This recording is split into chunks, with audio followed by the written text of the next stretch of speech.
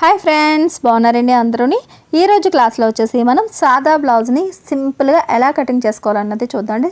సాదా బ్లౌజు అనేటప్పటికి ఏంటంటే స్ట్రైట్గా ఫ్రంట్ పార్ట్ అన్నది తిన్నంగానే వస్తుంది, అంటే క్రాస్గా పెట్టమన్నమాట. ఎలా కటింగ్ చేసుకోవాలన్నది చూద్దాం. బిగినర్స్ అయితే కనుక చాలా సింపుల్గా కటింగ్ చేసుకోవచ్చు, వాళ్ళకైతే ఎటువంటి ప్రాబ్లం రాదనమాట. సరేనండి, ఇప్పుడు మనకి ఇక్కడ నాకు బ్లౌజ్ క్లాత్ అయితే కనుక చాలా తక్కువగా ఉందండి. 63 సెంటీమీటర్లు మాత్రమే ఉంది, అంటే ఒక ఇంచుమించులో 60 సెంటీమీటర్ల మొక్క మాత్రమే ఉంది. దాంతో మనం బ్లౌజ్ని ఎలా కటింగ్ చేసుకోవాలన్నది చూద్దాం. మనకి బ్లౌజ్ పీస్, ఒరిజినల్ పీస్ మనకి ఒకవేళ తక్కువగా ఉన్నా సరే లైనింగ్ అనేది పర్ఫెక్ట్గా తీసుకున్నాము అంటే కనుక బ్లౌజ్ కటింగ్ చేసేటప్పుడు ఎటువంటి ఇబ్బంది ఉండదన్నమాట. నేనైతే ఇది 1 మీటర్ క్లాత్ అనేది తీసేసుకున్నానండి. ఎప్పుడు కూడా 1 మీటర్ క్లాత్ అనేవి నేను కటింగ్ చేసి ఉంచుకుంటాను కాబట్టి నాకు ప్రత్యేకించి కటింగ్ చేసి వేస్ట్ చేయడం ఎందుకని చెప్పేసి నేను కట్ చేయండి. సరేనండి, ఇప్పుడు మనకి ఏ సైజ్ వాళ్ళకైనా సరే మన బ్లౌజ్ పొడవు ఎంతో సేమ్ అదే రకంగా 1 ఇంచు కలుపుకొని మనం పెట్టుకుంటాం. 13.5 ఇంచీలు పొడవండి. నేను 1 ఇంచు కలుపుకొని 14.5 ఇంచీలకి మనం మార్కింగ్ చేసుకుందాం. ఫోల్డింగ్ ఎప్పుడు మన వైపే ఉండాలి, కోరంచులేమో మనకి ఎదురుగా ఉండాలి. సరేనండి, కోరంచులు రెండు కలిపి మధ్యలోకి ఫోల్డ్ చేసి పెట్టాం. తర్వాత ఇలాగా 14.5 ఇంచులకి పొడవు అనేది పెట్టుకుంటున్నాం. నేను ఏంటంటే మనకి పెద్ద సైజుల వారు ఒకవేళ చూస్తున్నా సరే వాళ్ళకి కూడా యూజ్ అయ్యేటట్టుగా నేను క్లాత్ అనేది తీసుకుంటాను. సరేనండి, మీ సైజుకి తగ్గట్టుగా మీరు తీసుకోండి. 85 సెంటీమీటర్లు ఉన్నా సరే మీకు సరిపోద్ది. ఇప్పుడు షోల్డర్ వచ్చేసి 5 ఇంచులకి మార్కింగ్ పెడుతున్నాను. ఈ బ్లౌజు సైజు వచ్చేసి 36 సైజు. సరేనండి, 36 సైజు వాళ్ళకి నేను కటింగ్ చేస్తున్నాను. చంకదింపు వచ్చేసి 5.5 ఇంచీలు పెట్టుకోవాలి. షోల్డర్ 5 పెట్టుకున్నాం కదా అని చెప్పేసి 5 పెట్టుకోకూడదండి. 1 ఇంచు పెంచుకుని 5.5 ఇంచీలకి మార్కింగ్ పెట్టుకోవచ్చు. షోల్డర్ వెడల్పుగా ఉన్న వాళ్ళైతే 6 పెట్టుకున్నా సరే పర్వాలేదు. నేనైతే 5.5 ఇంచీలకి మార్కింగ్ పెట్టాను. ఇక్కడి నుంచి ఇలాగా కలిపేయండి. కలిపిన తర్వాత ఇక్కడ మనకి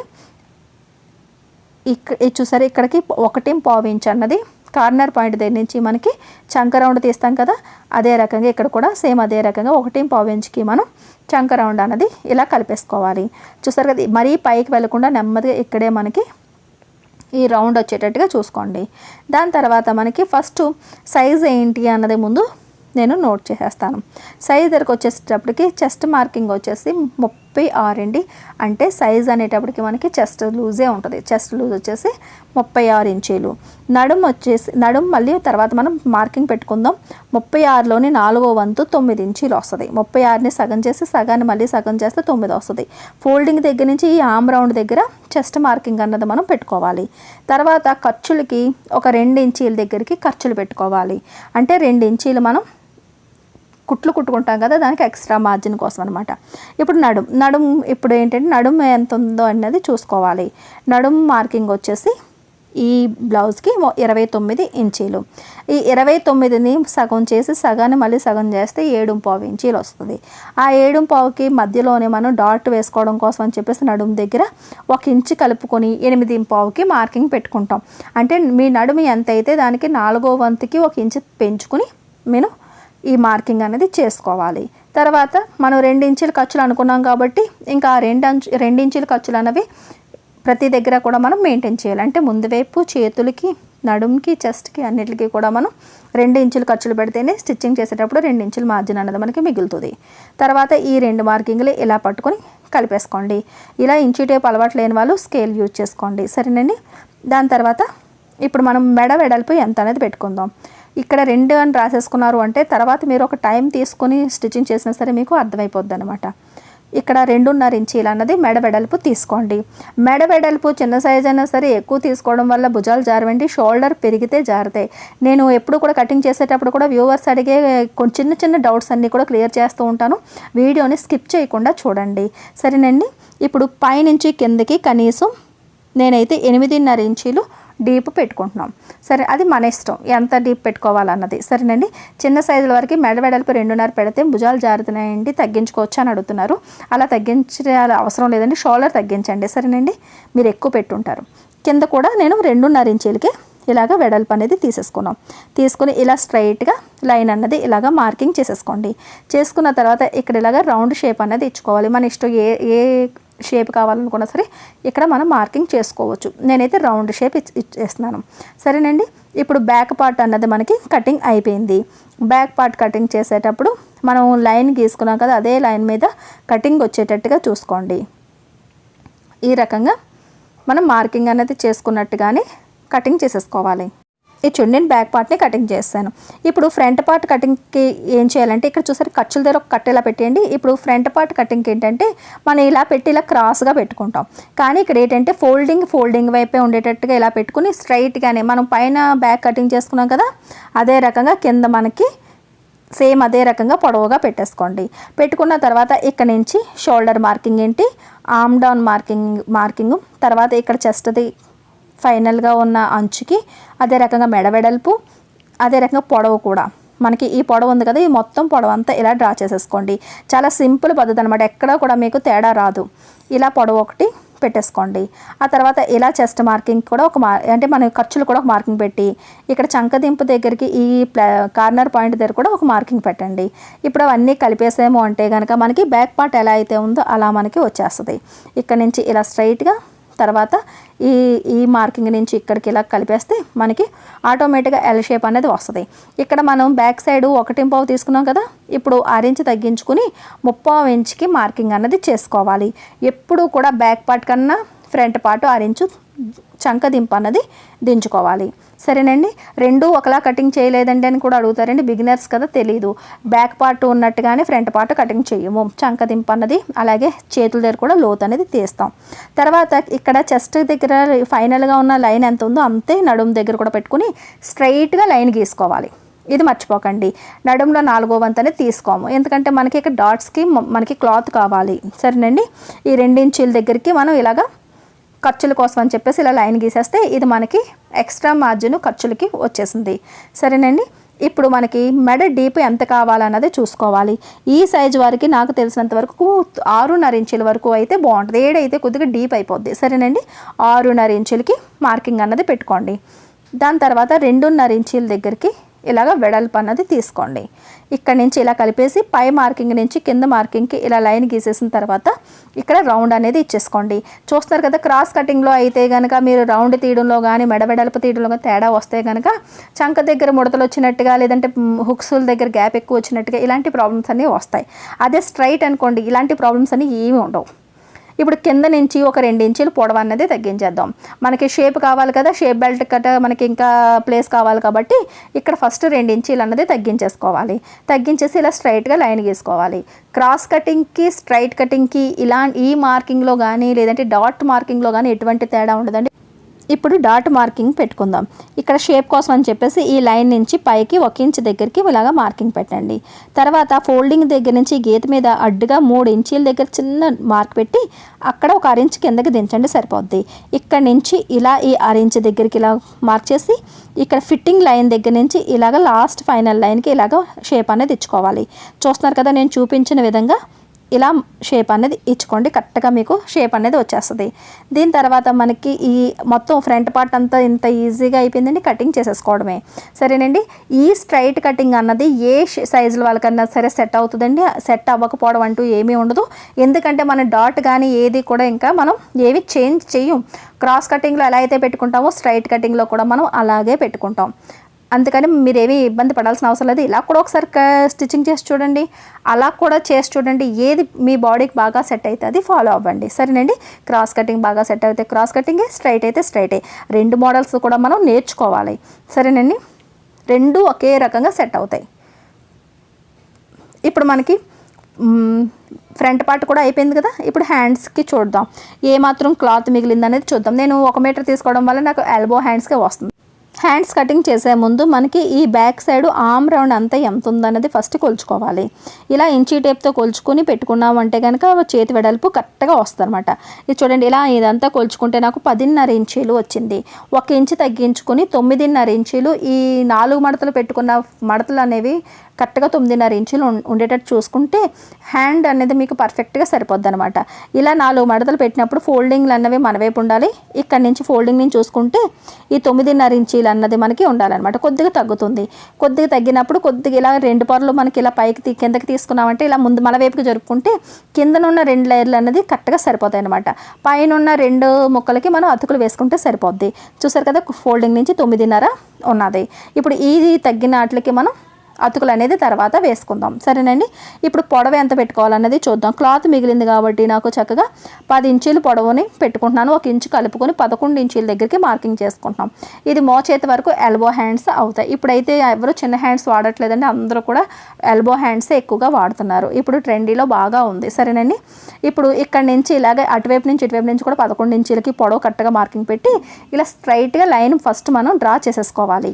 ఆ తర్వాత ఈ లైన్ నుంచి మనకి ఓపెన్గా ఉన్న వైపు చంకదింపు అన్నది తీయాలి.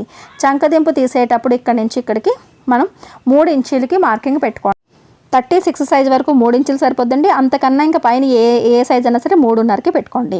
తర్వాత 2 ఇంచీలు ఖర్చులకి ఇలా లోపల వైపుకి ఇలా మార్కింగ్ చేసి 2 ఇంచీల దగ్గరికి ఇలా ఒక మార్కింగ్ పెడితే మనకి అది ఖర్చులు అన్నమాట.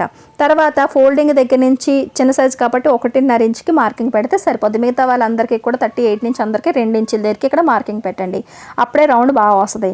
ఇప్పుడు ఈ 1.5 నుంచి ఇక్కడికి ఇలాగా అందంగా షేప్ అనేది మనం హ్యాండ్ షేప్ అనేది ఇచ్చేసుకోవాలి. ఇప్పుడు హ్యాండ్ లూజ్ ఎంత అన్నది మనం మార్కింగ్ చేసుకోవాలి. ఫోల్డింగ్ దగ్గర నుంచి హ్యాండ్ లూజ్ అనేది మార్కింగ్ పెట్టుకోవాలి.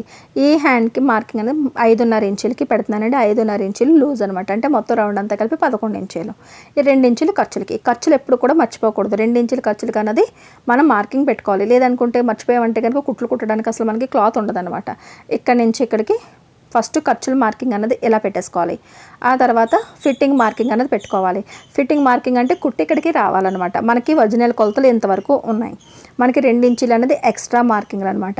ఇప్పుడు మనకి అతుకులు వచ్చినా సరే ఆ అతుకు అనేది హ్యాండ్ది మనకి ఖర్చుల్లోకి వెళ్ళిపోద్ది తప్ప బయటికి ఏమీ కనిపించదు అనమాట. ఇప్పుడు ఇక్కడి నుంచి ఈ రకంగా కటింగ్ చేసేసుకుని తర్వాత కింద లైన్ కూడా కటింగ్ చేసేసుకోండి. ఈ మొత్తం లైన్ ఎలా డ్రా చేసాం అలా కట్ చేసేయండి. వీడియో నచ్చినట్లయితే కనుక ఒక లైక్ ఇవ్వండి. మన ఛానల్ని సబ్స్క్రైబ్ చేసుకోవడం మాత్రం కొత్తగా చూస్తున్నట్టయితే కనుక మర్చిపోకండి సరేనే. ఇప్పుడు ఇలా ఈ ఫోల్డింగ్ ఉంది కదా, ఈ ఫోల్డింగ్ని ఇలాగా కటింగ్ చేసేయండి. ఇలా కటింగ్ చేసేసిన తర్వాత మనకి ఈ ముక్కలు అతికించుకోవడానికి కూడా చక్కగా కొలుచుకొని ఇప్పుడు మనం ముక్కలు తీసుకున్నాము అంటే కనుక స్టిచ్చింగ్ చేసిన తర్వాత అతిగా ఏమీ ట్రిమ్మింగ్ చేయాల్సిన అవసరం ఉండదు. ఇప్పుడు ఏదైనా సరే మనం క్లాత్ కటింగ్ చేసిన తర్వాత పక్కన మిగిలిన ముక్కలు ఉన్నాయి కదా, ఇది ఎలాగో మామూలుగా 2 పొరల మీదే ఉంది కాబట్టి కోరంచులు ఉన్నాయి. ఇక్కడ ముందు ఏంటంటే ఒక అరెంజ్ అన్నా సరే మనం ఖర్చులకి ఒక లైన్ గీసేసి ఆ లైన్ మీద ఇలా పెట్టినా సరిపోద్ది అనమాట. లేదంటే ఖర్చులకి కింద ఫస్ట్ పెట్టేసుకుని ఇలా మనం మార్కింగ్ చేసుకున్నా సరిపోద్ది సరేనండి. ఇక్కడ మనకి ఈ క్లాత్ కింద క్లాత్ ఎంతవరకు ఉందో అంచనాగా తెలుస్తుంది కదా, అంతవరకు కూడా రఫ్గా కటింగ్ చేసుకుని ఆ తర్వాత కూడా మీరు తిప్పిన తర్వాత స్టిచ్ కటింగ్ అనేది చేసుకోవచ్చు. ఫస్ట్ ఇలా పిన్ పెట్టేయండి. ఇలా పిన్ పెట్టిన తర్వాత ఇలా పట్టుకుని మొత్తం వెనక్కి ఇలా తిప్పండి. వెనక్కి తిప్పిన తర్వాత కిందనున్న 2 లేయర్లు అన్నవి మనకి కావాల్సినంత లెంత్ ఉంది కదా, ఆ లేయర్ల అంచులంటే కటింగ్ చేసేస్తే కనుక క్లాత్ కూడా మనకి వేస్ట్ అవ్వదు. మనకి ఎంతవరకు క్లాత్ కావాలనుకుంటే అంతా మనకి ఇలా వచ్చేస్తుంది అనమాట. చూస్తున్నారు కదా, ఇలా కటింగ్ చేసిన తర్వాత అటువైపు మనకి 2 ముక్కలు అనేవి వచ్చేసాయి. ఈ రకంగా మనం అతుకులకి మనం వేసుకోవాలన్నమాట. తర్వాత మనకి ఈ షేప్ బెల్ట్ కటింగ్ ఎలా చేసుకోవాలనేది చూద్దాం. ఫస్ట్ బ్యాక్ పార్ట్ పెట్టుకుని బ్యాక్ పార్ట్ మీద ఇలా ఫ్రంట్ పార్ట్ పెట్టండి. షోల్డర్ కరెక్ట్గా కలిసేటట్టుగా పట్టుకుని ఫోల్డింగ్ ఎప్పుడు కూడా ఫోల్డింగ్ వైపు ఉండేటట్టు చూసుకోండి. దాని తర్వాత ముందు భాగం అంచు కింద అంచు నుంచి పైకి 6 ఇంచుకి మార్కింగ్ పెట్టండి. అదే రకంగా ఈ ఫిట్టింగ్ దగ్గర కూడా 6 ఇంచు పైకి ఒక మార్కింగ్ పెట్టండి. ఇది షేప్ బెల్ట్లో అతికించేటప్పుడు మనకి ఇంచుమించులోనే ఒక 6 ఇంచు అనేది ఖర్చుపోద్ది అనమాట. ఈ మార్కింగ్ నుంచి కింద అంచుకి బ్యాక్ సైడ్ కింద అంచుకి ఎంత ఉందనేది ఇక్కడ రాసుకోండి. 3.5 ఇంచీలు అన్నది నాకు వచ్చింది. తర్వాత ఇక్కడి నుంచి ఇక్కడికి ఎంత ఉందని చూసుకుంటే కనుక ఇంచుమించులోని ఒక గీత తక్కువగానే 3 ఇంచీలు అన్నది వచ్చింది. అయినా సరే పావు తక్కువ 3 అనే రాస్తాను సరేనండి. ఎక్కువ ఉన్నా తక్కువ ఉన్నా సరే ఇబ్బందిగానే ఉంటుంది. తర్వాత మొత్తం ఈ నడుము వెడల్పు వచ్చేసి 10.5 ఇంచీలు ఉంది. ఈ 3 కొలతలతోనే మనం షేప్ బెల్ట్లు తీసుకోవాలి. మనం ఫస్ట్ బ్యాక్ సైడ్ నడుమంతా కొలిస్తే 10.5 ఉంది కదా, 10.5 అన్నది ఇలా పెట్టుకుందాం. మన వైపు ఎప్పుడు కూడా హుక్కుల వైపుకి మార్కింగ్ అనేది పెట్టుకోండి. 10.5 పెట్టుకున్నది అది కింద లైన్ స్ట్రైట్గా ఉంది కదా, ఆ స్ట్రైట్ నుంచి ఇలా పైకి ఈ 3.5 ఇంచీల దగ్గరికి మార్కింగ్ పెట్టండి. ఈ పావు తక్కువ 3 ఇంచీలు ఉంది కదా 2.7 ఇక్కడికి ఇలా మార్కింగ్ పెట్టండి. ఇప్పుడు ఇక్కడి నుంచి మనకి ఈ కింద ఇది కొద్దిగా కిందకు ఉంటుంది కాబట్టి ఇలా షేప్ ఇచ్చేసుకోండి. చిన్నదే ఉండాలని ఏమీ లేదండి, 2 వైపులా కూడా ఒక్కొక్కసారి సమానంగానే వస్తుంది. ఎందుకంటే మీరు ఇచ్చే షేప్ని బట్టి ఉంటుంది అనమాట. కాబట్టి ఎంత ఉంటే అంతా కొలుచుకుని మార్కింగ్లు పెట్టుకుని స్టిచ్చింగ్ చేస్తే సైడ్ జాయింట్ల దగ్గర మీకు ఇబ్బంది లేకుండా ఉంటుంది. సరేనండి, ఈ రకంగా 2 ముక్కలు కటింగ్ చేసాం కదా. తర్వాత ఇంకా మనకి పక్కన క్లాత్ మిగిలింది కాబట్టి ఇలా వస్తే కనుక ఇంకొక 2 లేయర్లు అన్నది ఇక్కడ కటింగ్ చేసేసుకోండి. ఎక్కడ మీకు అడ్జస్ట్మెంట్ అవుతే అక్కడ ఇలా పెట్టి ఇంకొక 2 పీసులు అనేది కటింగ్ చేస్తే మనకి లైనింగ్లు ఏమో ఒకవైపు 2 ఒకటి ఒరిజినల్ అలా వస్తుంది అనమాట. అంటే ఒకవైపు 3 ఒకవైపు 3 వస్తాయి. ఇలా కటింగ్ అనేది చేసేసుకోండి. ఒకవేళ క్లాత్ లేదనుకోండి, లైనింగ్ ఒక పీస్ ఉన్నా సరే సరిపోద్ది. అంటే 2 ముక్కలు ఇలాగా కటింగ్ చేస్తాం కదా, ఒకవైపు ఒకటి వచ్చేస్తాయి. అంతేగాని లేదు కదా అని చెప్పేసి ఇబ్బంది పడవద్దు. సరేనండి, ఇలా మనం షే బెల్ట్ని కటింగ్ చేసేసుకున్న తర్వాత ఇప్పుడు ఒరిజినల్ పీస్ని పెట్టి మనం పీస్ని ఎలా కటింగ్ చేసుకోవాలి ఏంటనేది చూద్దాం. ఇలా షే బెల్ట్ కటింగ్ చేసుకున్న తర్వాత ఒకవేళ చెక్ చేసుకోవాలి అనుకుంటే కనుక ఈ అరేంజ్ మార్కింగ్ దగ్గరికి ఇలా కరెక్ట్గా పెడితే కింద అంచులు పర్ఫెక్ట్గా మీకు ఈ కిందన బ్యాక్ సైడు కింద అంచులు షే బెల్ట్ అంచు పర్ఫెక్ట్గా సరిపోవాలి అనమాట. సరేనండి, ఈ రకంగా మనకి మొత్తం బ్లౌజ్ అంతా కటింగ్ అయింది కదా. ఇప్పుడు ఒరిజినల్ పీస్ మీద ఎలా అరేంజ్ చేసుకోవాలనేది చూద్దాం. క్లాత్ చిన్నదైనప్పటికీ కూడా ఈ చూసారు కదా, కంపెనీ నుంచి వచ్చే కారంచులు ఉన్నాయి కదా, ఆ కారంచుల వైపు ఫోల్డ్ చేసుకోవాలి. అంటే మనం కారంచులు సైడ్కి వచ్చినట్టు కదండి, పైకి కిందకి వచ్చేటట్టుగా ఈ రకంగా ఫోల్డ్ చేసుకోండి. చూస్తారు కదా, ఈ కటింగ్లో ఉన్న అంచులు మనకి ఇలా ఓపెన్ వైపుకి వచ్చాయి.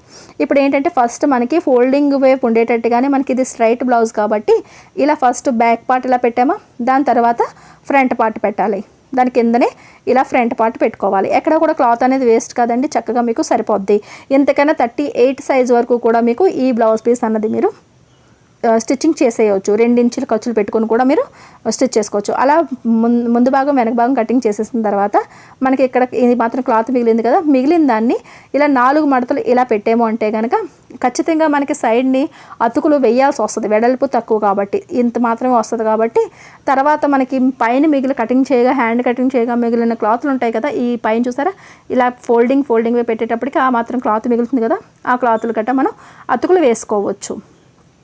అవి స్టిచ్చింగ్ క్లాస్లోని ఎలా మనం స్టిచ్చింగ్ చేసుకోవాలి, ఎంత ముక్కలు మనం తక్కువైనప్పుడు ఎలా అతుకులు వేసుకోవాలి ఏంటనేది మనం చూద్దామండి. ఈ రకంగా ఫస్ట్ మాత్రం బ్లౌజ్ అంతా కటింగ్ చేసి రెడీ చేసేసి ఉంచుకోండి.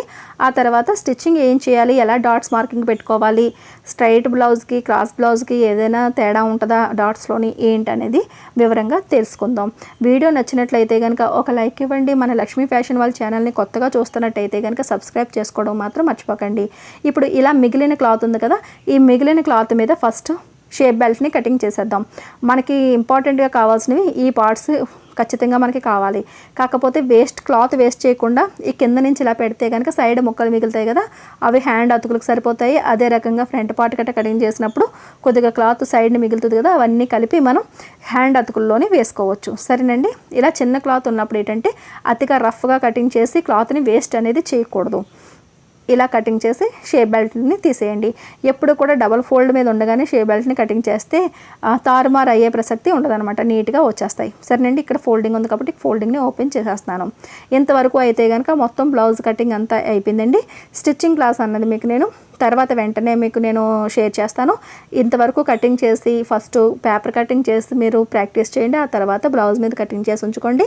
స్టిచ్చింగ్ ఎలా చేయాలి ఏంటనేది నేను చూపిస్తాను. సరేనండి, వీడియో నచ్చినట్లయితే కనుక ఒక లైక్ ఇవ్వండి. మన ఛానల్ని సబ్స్క్రైబ్ చేసుకోవడం మాత్రం మర్చిపోకండి.